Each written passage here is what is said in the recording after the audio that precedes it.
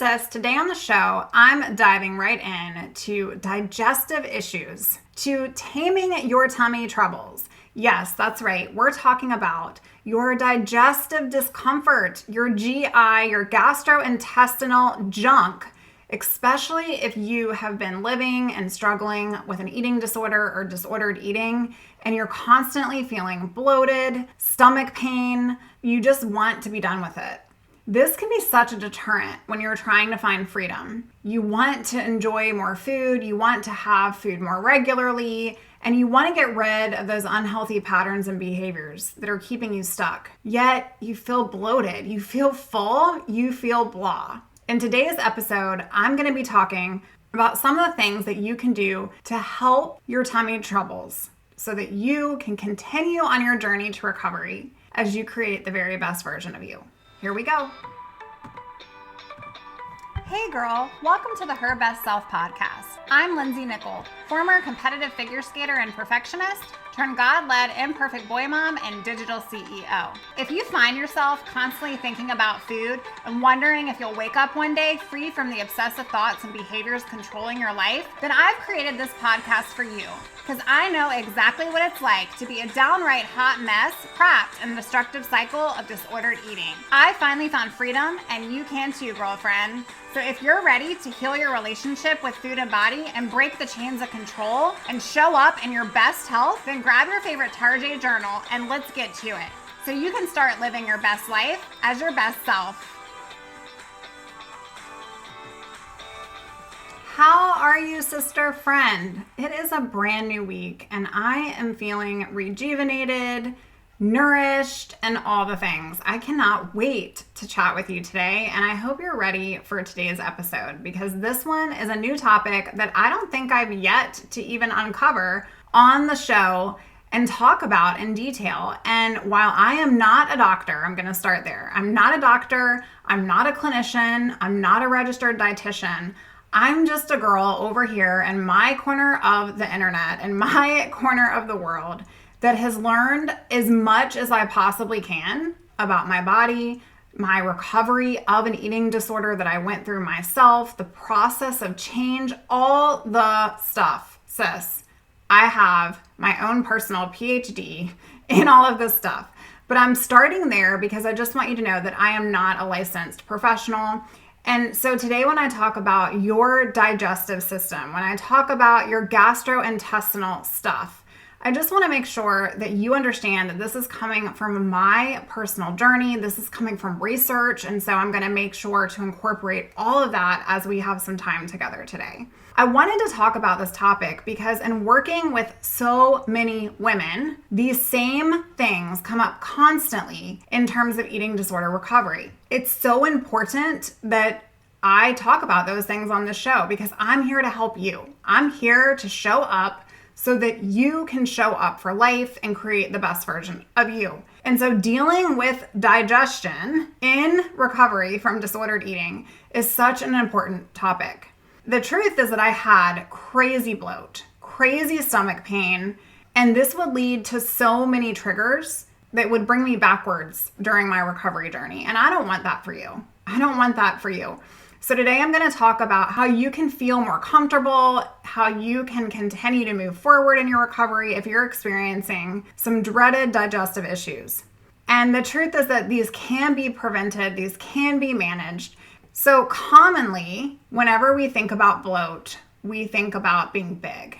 And this correlates directly with our eating disorder mind. We don't want to feel bloated. We don't want to not be able to button up our jeans because then that makes us feel fat, right? And if you're in the eating disorder brain, that's exactly what you're trying to avoid. That's where the fear comes in. And so this topic is so very near and dear to my heart because I just want to talk about this commonality of digestive issues and discomfort and eating disorder recovery. So a study was done from the National Library of Medicine where researchers conducted an audit of digestive complaints and psychopathological traits in patients with eating disorders.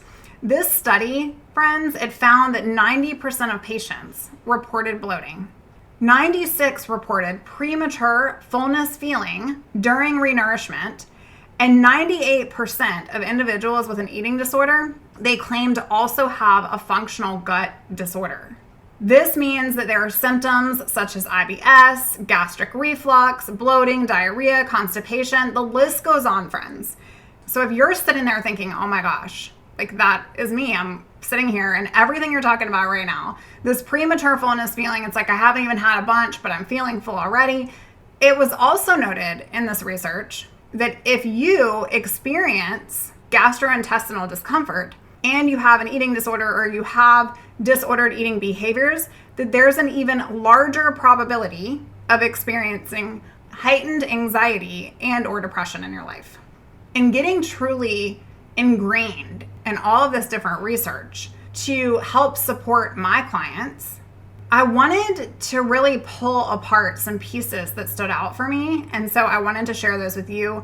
Some that were very familiar in my own recovery journey, but what is super interesting is that eating disorders can come prior to stomach and digestive issues, or they can actually be prompted by them. I want you to think about it. If your stomach is bloated, therefore you feel like you don't like how you look, you don't like how you feel in your jeans, then you restrict your food. There's also the opposite of this that can occur. Maybe you lived with restriction for years, and now you're committed to healing your body, and so you're experiencing massive amounts of discomfort. This is such an interesting dynamic because when we've experienced digestive issues, it's very common to blame the food, right? It's very common to say, I'm just not allowed to eat that food, or I can't have that, or I need to go gluten-free, or I just ate too much for lunch and I ate too late. And this way of thinking, it actually creates a heightened anxiety that is going to lead to even more GI discomfort. I want to talk about this because the truth in recovery is that you most likely will experience stomach discomfort. If you've dealt with disordered eating behaviors for quite some time, I want you to know that your digestive system has been disrupted. It has been stressed. And that's not to cause anxiety or upset at all, but it's just to give you the cold hard facts. Like, think about a car. If you drive a car every day to and from, your car is being used, your car is working properly, you're going and maintaining your car, you're putting in premium gas into your vehicle, right? Your car is going to work more smoothly. If you have a car that you don't run often, this is what happens with food restriction. Your body is not processing food often through the digestive tract or an adequate amount of it, and so it tends to shut down. It doesn't work as smoothly or seamlessly. You might have some gas in the pipes. So if you're currently experiencing GI issues, this doesn't mean that you need to limit your food or go back to ways that are going to cause this to become even worse for you. There are a few things, though, that I wanted to share today that I did that helped me as I experienced my own battle with the bloat. Number one, I want you to know what you're up against. Sis, this is temporary. Temporary. This is normal. Again, I'm not a doctor. I'm not going to pretend to be a GI doctor. But I will tell you that if you're dealing with years of abnormal eating patterns and behaviors, restriction, overeating, overexercising, all those things, there is going to be some discomfort as you try to renourish your body. Recent research has studied this and shared that the gut is our second brain. Your gut and your brain are directly linked to one another, and it's actually very uncommon if you are stressed out for you to not experience GI dysfunction. Learning to manage your emotional and mental health is going to help calm your nervous system and your digestive system. So as I was reading all these scientific articles, I read about this nerve between your brain and your gut. This nerve, it is connected to your vocal cords and your throat muscles, which is super fun for me. Like, I'm a nerd. I love it. I love to read all these things because it just expands the reason why I feel and truly believe this correlation between the brain and the gut. There's actually this nerve. What this article was discussing from the National Library of Medicine was that this nerve between your brain and the gut, it's connected to your vocal cords, it's connected to your throat muscles. And if you actually hum or sing or laugh or giggle, This relaxes you and it relaxes your digestive system. Isn't that wild? So I think that's interesting because when we're laughing, giggling, like we feel more relaxed. And so if you're experiencing tummy troubles, try a laugh, try a giggle, try singing around, have a dance party. Not saying it's going to cure all your woes, but I'm just telling you that I think it's fun because you're going to be able to experience more joy as you continue to understand about your body and heal your body. And if you're experiencing current GI discomfort, I want you to know that this is temporary. Now, it is really good for you to go and get checked out. I did regularly at the doctor, and I had many, many visits to check vitals and all the things when I was going through my own treatment. But I want you to also, number 2, practice regular reflection and downtime.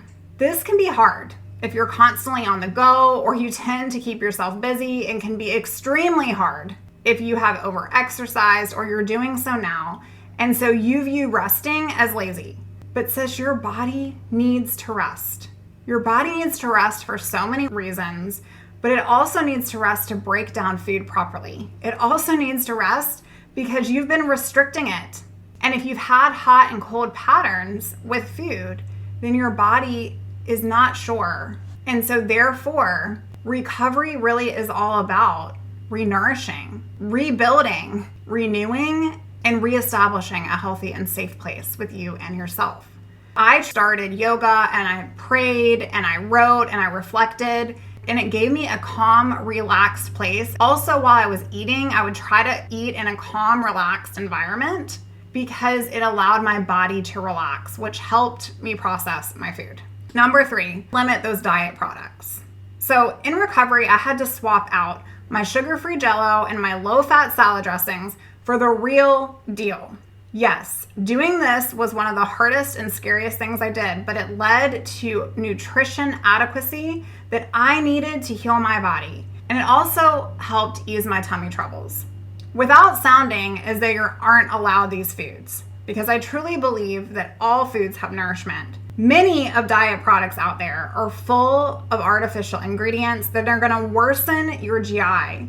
Carbonation, also swap that. Swap carbonated drinks with kombucha. Swap a nourishing snack with the gum you've been chewing. Sis, don't avoid food to try to help this problem. And this ties into number 4.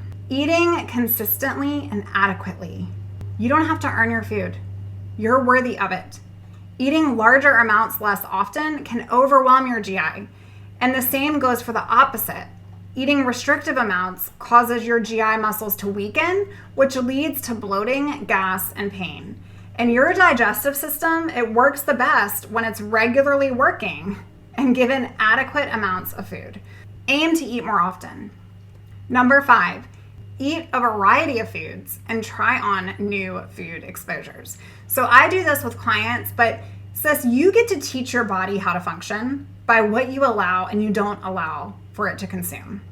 So if you're eating the same foods every single day and you have this extremely structured diet and this rigid routine, believe me, I get it. I was there. But it's important to introduce new foods because as you begin to introduce any new food, this is going to cause discomfort for you because your body is not used to that food. And so no matter the food, it's like, hey, what is this? Nice to meet you. And so just expect that. Expect that there might be some discomfort.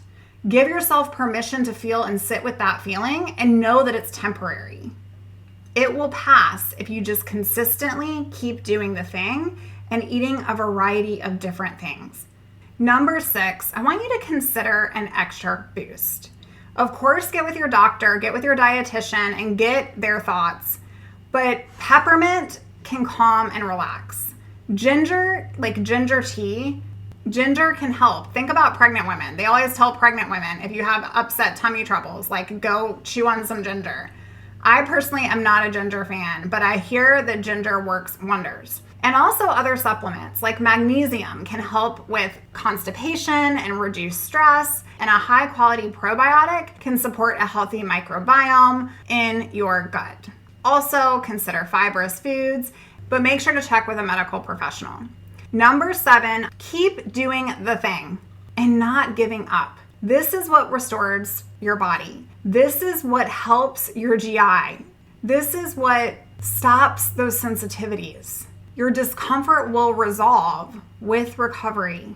And I can't speak for everyone, but I can speak for myself. If you continue to give your body proper nourishment, and you do so regularly and consistently in a good, healthy variety, and you're gentle with yourself, and you're finding time to reflect, and you're finding time that's going to give you self-care time for prayer, time for mindfulness, time not to exercise to burn calories, but just to enjoy being in nature and walking in a park or just being outside, like time to reflect on life. The truth in recovery is you're most likely going to experience tummy discomfort.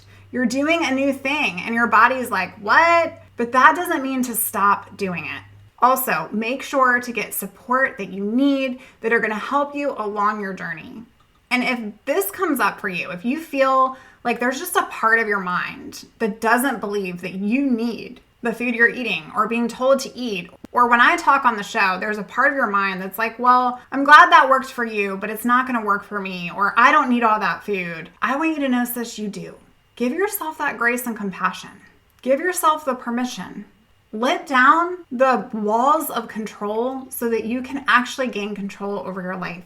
There is a high probability that you will experience discomfort in your stomach and discomfort with GI issues as you lean into recovery, as you get proper nourishment, and as you find freedom. But know that you're not alone. Know you don't need to do this alone. You can tame your tummy, and you can remind yourself and reframe your mind that this is only temporary. You're going to gain so much joy and love if you keep doing the thing. I'm so proud of you. I'm so proud of you if you show up consistently here. I want to personally invite you to our private Facebook community.